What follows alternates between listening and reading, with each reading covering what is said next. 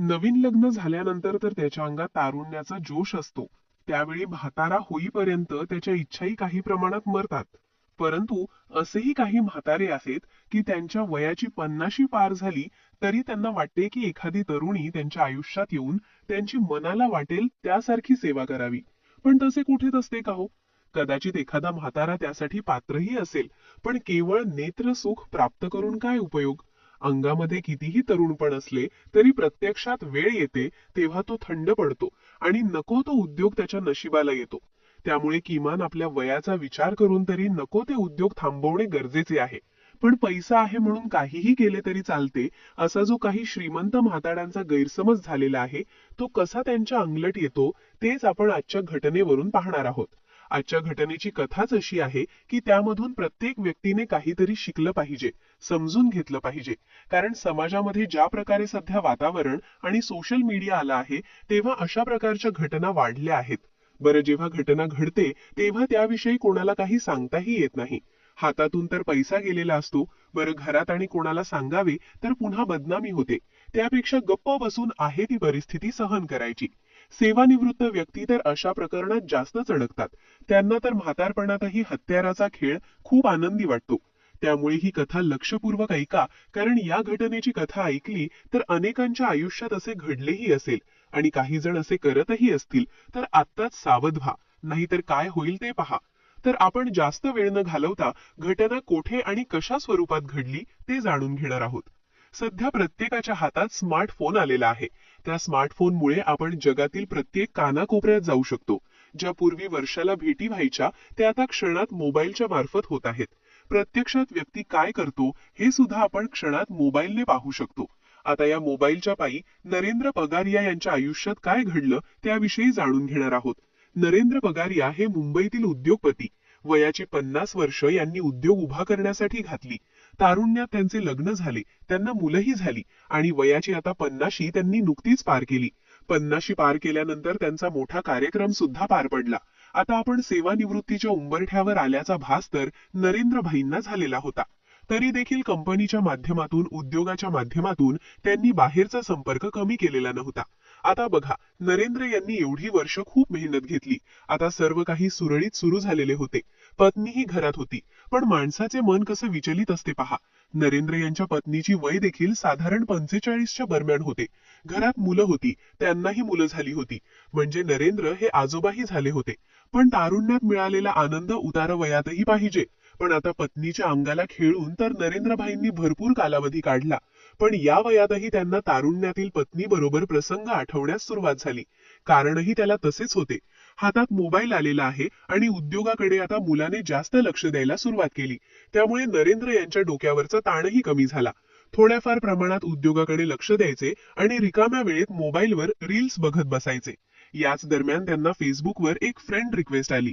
ती होती अनुजा नावाच्या महिलेची. तिच्या डीपीवर तिचा सुंदर फोटो होता. त्यामुळे नरेंद्र भाईंनी तिची फ्रेंड रिक्वेस्ट तर स्वीकारली, पण त्यांनी सुद्धा तिला हाय म्हणून मेसेज केला. 2-3 दिवस त्यांनी अनुजाच्या मेसेजची वाट पाहिली, पण तिने काही मेसेज पाठविला नाही. त्यामुळे नरेंद्र भाईंनी मेसेजवर तिला मेसेज पाठविला. आता हे करायची काही गरज आहे का? पण नरेंद्र भाईंच्या मनातील तळमळ शांत बसून देत नव्हती. एक तरुण महिला मला फ्रेंड रिक्वेस्ट पाठवते म्हणजे मी तिला आवडतो, असा काहीसा नरेंद्र भाईंचा समज झालेला. 8 दिवसाच्या फरकाने नरेंद्र भाईंच्या मेसेंजरला अनुजाने उत्तर दिले. एखाद्या तरुणीवर प्रेम व्हावं अशा पद्धतीने नरेंद्र भाई खुश झाले. या वयातही मला मैत्रीण गप्पा मारायला भेटली याचा आनंद त्यांच्या चेहऱ्यावर तर दिसत होता. त्यानंतर नरेंद्र आणि अनुजा यांची बोलचाली सुरू झाली. अनुजाने तिचा परिचय करून देण्यापेक्षा नरेंद्र यांचा परिचय करून घेतला. आता नरेंद्र यांनी तर जे आयुष्यात केलं ते सर्व सांगितले, पण अनुजाने ती कोण आहे हे खरे कारण सांगितलेच नाही.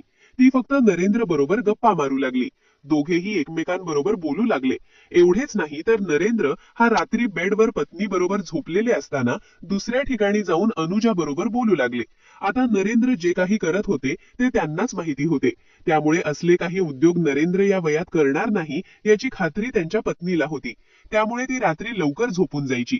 मात्र उतावीळ असलेला नरेंद्र याला काही अनुजाला बोलल्याशिवाय झोप येत नव्हती. 1.5 ते 2 तास दोघांचे चॅटिंग सुरू असायचे.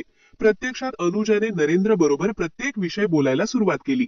घरात कोण असते, मुलं काय करतात, पत्नी असताना तुम्ही माझ्याशी कशाला बोलता, असे अनेक प्रश्नांचा भडीमार तिने केला होता.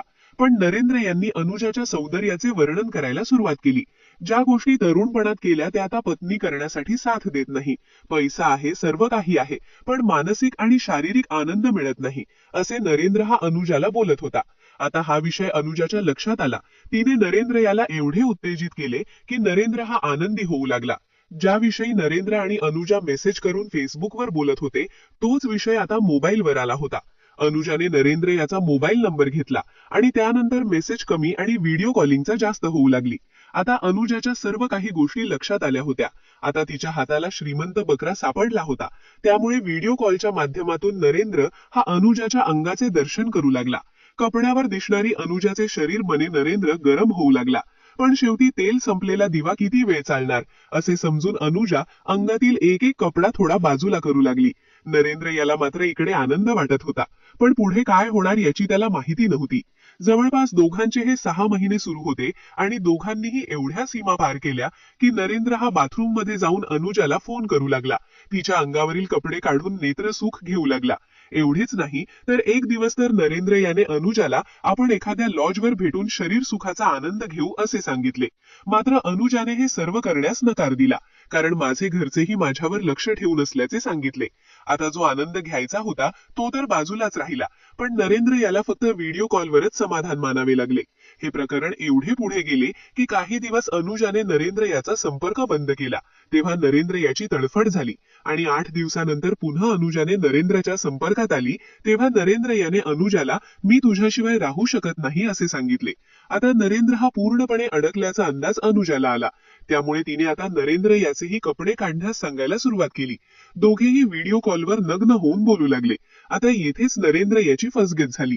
फेसबुकवर मैत्रीण झालेली अनुजाने नरेंद्र आणि तिचे जेवढेही भोंगळे व्हिडिओ होते ते एकत्र केले आणि 2च दिवसात नरेंद्रास ते व्हिडिओ पाठविले.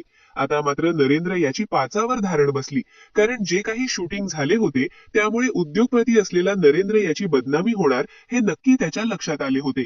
अनुजाने नरेंद्रला फोन करून सांगितले की मला 1 लाख रुपयाची आवश्यकता आहे, मला पाठवून दे. तेव्हा नरेंद्रचे डोळे उघडले. आतापर्यंत 1 रुपयाही अनुजाला दिला नव्हता, मात्र आता 1 लाख रुपये मागितल्याने नरेंद्र याने नकार देण्याचा प्रयत्न केला. पण अनुजाने सर्व व्हिडिओ सोशल मीडियावर व्हायरल करते असे सांगताच नरेंद्रने 1 लाख रुपये अनुजाला पाठविला. असे तब्बल 5 लाखांपर्यंत अनुजाने नरेंद्रकडून पैसे काढले. मी एक पोलीस अधिकारी आहे असल्याचे अनुजाने सांगितले. तुझ्याबरोबर जे काही झाले त्यामुळे तुला जेलमध्येही टाकेल, अशा प्रकारची धमकी नरेंद्रला दिल्यानंतर नरेंद्र याने थेट गोरेगाव परिसरातील पोलीस स्टेशन बांगूर नगर गाठले. त्यांनी आतापर्यंत जे काही झाले ते सांगितले. आता पोलिसांनी या प्रकरणी गुन्हा नोंद करून घेतला आहे. पण आपण उद्योगपती आणि वय झालेले असताना असले उद्योग कशाला करायचे हे लक्षात आले पाहिजे. तर यातून आपल्याला एकच शिकण्यासारखे आहे की सोशल मीडियावर कोणाचीही फ्रेंड रिक्वेस्ट आली तर ती स्वीकारू नका. ओळखीचे असेल तरच मैत्री करा आणि समोरील महिला आपल्याशी अश्लील बोलत असेल, व्हिडिओ कॉल करत असेल तर सावधगिरी बाळगा. अन्यथा अशा प्रकारे आपणही या कचाट्यात सापडू शकतो. त्यामुळे काळजी घ्या. तर पुन्हा भेटूया नवीन घटनेच्या कथेसह. तोपर्यंत जय हिंद.